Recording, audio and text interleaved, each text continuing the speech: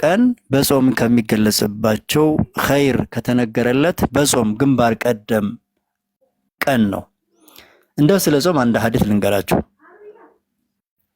ነብዩ ሰለላሁ ዐለይሂ ወሰለም አቡ ኡማማ አልባሂሊ የተባሉ ሰሃቢ ወደ ነብዩ ዐለይሂ ሰላቱ ወሰላም ሄድኩኝ ይላሉ። እንዲህም አልኳቸው ይላሉ፣ ፈቁልቱ ያ ረሱለላህ ሙርኒ ቢአምሪን አኹዙሁ ሚንክ አሉ። ሙርኒ ቢአምሪን ማለት እስኪ አንድ ነገር እዘዙኝ፣ አንድ ነገር በሉኝ፣ እስኪ ከርሰው የሚይዘው ከርሰው የምወስደው እስኪ ምክር ይምከሩኝ፣ ይበጃሃል ያልኩኝን ብዬ ጠየቅኳቸው ይላሉ አቡ ኡማማ። ነብዩ ሰለላሁ ዐለይሂ ወሰለም ምን አሉ? ዐለይከ ቢሰውም ፈኢነሁ ላ ሚስለ ለህ ወፊ ሪዋየቲን ላ ዒድለ ለህ አሉ።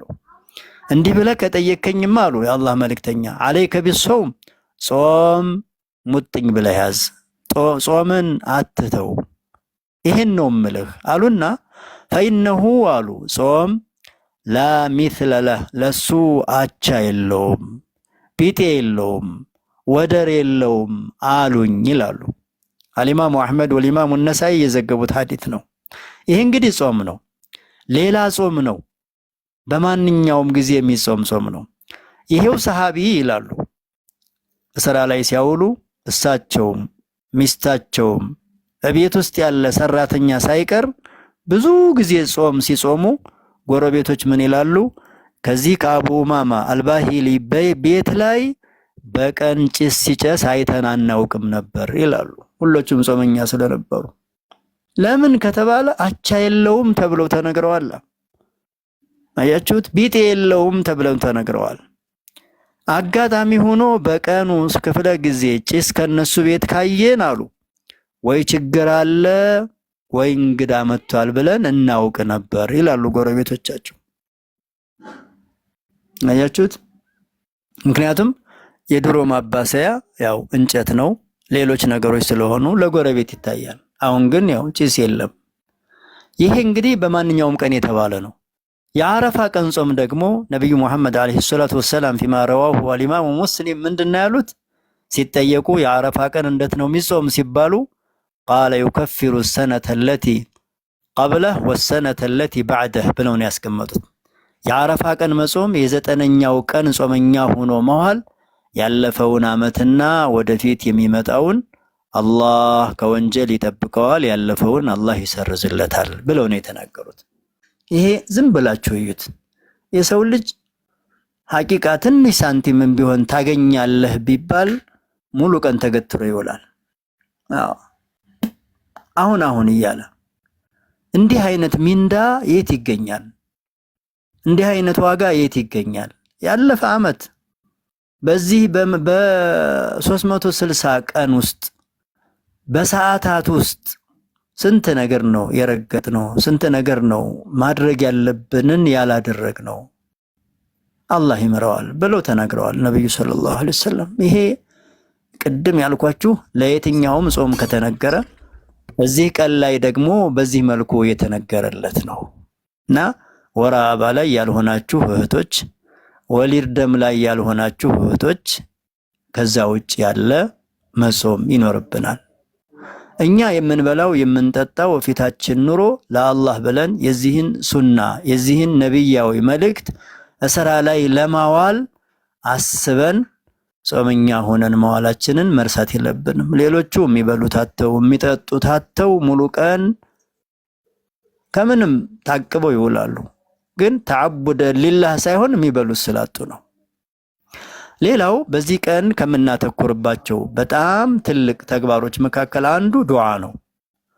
ዱዓ አልኢማሙ ትርሚዚ በዘገቡት ሐዲስ አብዱላህ ብኑ ዐምር ብኑ አልዓስ የተባሉ ሰሃቢ እንዲህ ይላሉ፣ ቃለ ነብዩ ሰለላሁ ዐለይሂ ወሰለም አፍዶሉ ዱዓኢ ዱዓኡ የውሚ ዐረፋ ይላሉ። አፍዶሉ ዱዓ ከዱዓ ሁሉ የሚበልጠው ዱዓ ሁልጊዜም ትልቅ ነው። ዱዓ ሁልጊዜም ጋሻ ነው። በነገራችን ላይ ዱዓ ሁልጊዜም መከታ ነው።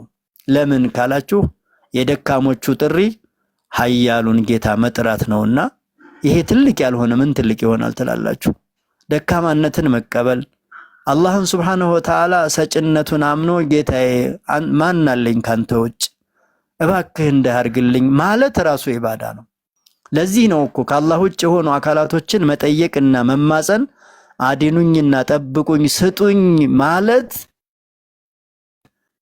ሽርክ ነው የተባለው እኮ ለአላህ ያለን አመኔታ መንምኖ ሌሎቹም ይሰጣሉ ብለን ለሱ ማደርና መገዛት ውስጣችን ላይ ቀጭጮ ነው እኮ ሌሎቹን እንድንጠራ የሚያደርገን። አያችሁት? ስለዚህ ከዱዓው ሁሉ ታላቁ አሉ ዱዓኡ የውም የዓረፋ የዓረፋ ቀን ዱዓ ነው አሉ ነብዩ ሰለላሁ ዐለይሂ ወሰለም።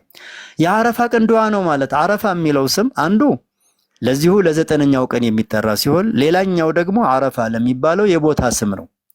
እዛ ቦታ ላይ በሐጅ ላይ ያሉ ወንድም እህቶች ይህንን ትልቁን ዱዓ ከቦታው ላይ ቆመው ዱዓ ያደርጋሉ። እኛንም አላህ ይወፍቀንና እዛ ቦታ ያልተገኘ ሰው ደግሞ የዓረፋ ቀን ዱዓ የሚለውን ቦታው ይቀርባቸዋል እንጂ ጊዜውና ሰዓቱ ግን አሁንም የዓረፋ ቀን ነው። ስለዚህ ዱዓው እንዳለ ነው ያለ ማለት ነው። በቃ በዚህ ቀን ዱዓ እናድርግ።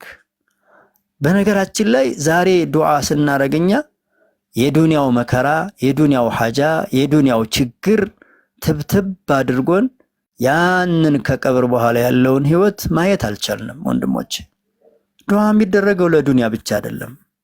ዛሬ ዱንያ ብቻ ሆኗል ዱዓችን በተለያየ መንገድ ልንገራችሁ። ሐታ ሶላት ስንሰግድ እንኳን የተባሉ እዚህ ቦታ ላይ እንዲህ ነው መባል ያለበት እየተባለ ሶላት ውስጥ ባጭሩ ሰው አሰላምቶ በቀላሉ በቅርብ ቶሎ ብሎ ፈጥኖ አሰላምቶ በሰዓታት የሚቆጠር ከሶላት በኋላ እጃቸውን የሚዘረጉ ሰዎች በጣም ብዙ ናቸው። ማን ነው የሚሻለው ካላችሁ ሶላት ውስጥ ነው። ሶላት እኮ ራሱ ልመና እኮ ነው። የምናጎበድደው የምንቆመው የምንደፋው ምን ፈልገን ነው ካልን እኮ በውስጥ እኮ ልመና ነው። ጌታዬ ቁሜም አንተን ነው፣ አጎንብሼም አንተን ነው፣ ተደፍቼም አንተን ነው፣ እባክህ ጌታዬ እያልን እኮ ነው። ልመና እኮ ነው የራሱ። እና ዱዓ ስናደርግ በዱንያው ብቻ ታጥረን በዱንያው ብቻ ተገድበን የዱንያንም ዱዓ ማድረግ ያስፈልጋል። ግን ትልቁና የመጨረሻው ግን አኺራን ርሲት አድርገን መሆን የለበትም። ዱንያም ላይ አላህ ያስቸግረን፣ ዱንያም ላይ አላህ ያስተካክልልን፣ የሱ ባሪያ እንድንሆን አላህ ያርገን፣ ከክፉ ነገር አላህ ይጠብቀን ብለን ዱዓ አድርገን አኺራውን ጭምር ብለን ዱዓ ማድረግ ይጠበቅብናል። ስለዚህ የዓረፋ ቀን ዱዓ ብለዋልና በዱዓ እንዳንዘናጋ። ነብዩ ሰለላሁ ዐለይሂ ወሰለም ዱዓ ካደረጉት መካከል አንዱ ጀነትን ጠይቀዋል። ጀነት እዩት። اللهم إني أسألك الجنة وما قرب إليها من قول أو عمل وأعوذ بك من النار وما قرب إليها من قول أو عمل بلو تنقروا اللهم إني أسألك الجنة جيتها يا جنة نتيقها له قالوا جنة نتيقها له يا الله نبي عليه الصلاة والسلام እንኳን እሳቸው አይደሉም እኮ እሳቸው ጋር የነበሩ ሰሃቦች በህይወት እያሉ እኮ የጀነት ነህ ተብለው ኮትህን ሰምቻለሁ ተብለው እነ ቢላልን ይመስል የሆነ ትልቅ ህንጻ አየሁ አሉ ነብዩ ሰለላሁ ዐለይሂ ወሰለም። ከህንጻው አጠገብ የሆነ ሴት አየሁ አሉ። የማን ነው ህንጻ ብዬ ስጠይቅ የዑመር ኢብኑ አልኸጣብ ነው ተባልኩኝ አሉ። ዑመር ኢብኑ አልኸጣብ ይህን ሲሰሙ ያ ረሱላህ በደንብ አዩት፣ ሴትየዋ እንዴት ያለች ናት ሲሉ አረ ዑመር ያንተን ቅናት ትዝ አለኝና ብዙም አላስተዋልኩትም አሉት። ያ ረሱላህ አጋሩ አለይክ አሉ።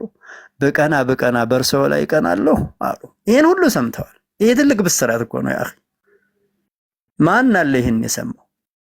ሰሃቦቻቸውን እንዲህ ብለው የሚያበስሩት ሰው የሚያበስሩት ነብይ ስለራሳቸው ግን ጀነት ይጠይቃሉ። አያችሁት? اللهم إني أسألك الجنة ይላሉ። ጌታ የጀነትን እጠይቃለሁ አሉ። وما قرب إليها من قول أو عمل ወደ ጀነት የሚያቀርበኝ ወደ ጀነት የሚወስደኝ ከንግግር የሚሆን ወይ ከስራ እባክህ ጀነትና ለጀነት የሚያበቃ ድርጊትና ስራ አንተ ወፍቀኝ። አያችሁት? ጀነትን ያለ ምክንያት አይገባም። አላህ ጀነት ግቡ ሲል ቢማ ኩንቱም ተዕመሉን ነው የሚለው። አላህ በምትሰሩት ስራ ሰበብ ነው ጀነትን ግቡ እምላችሁ ይላል።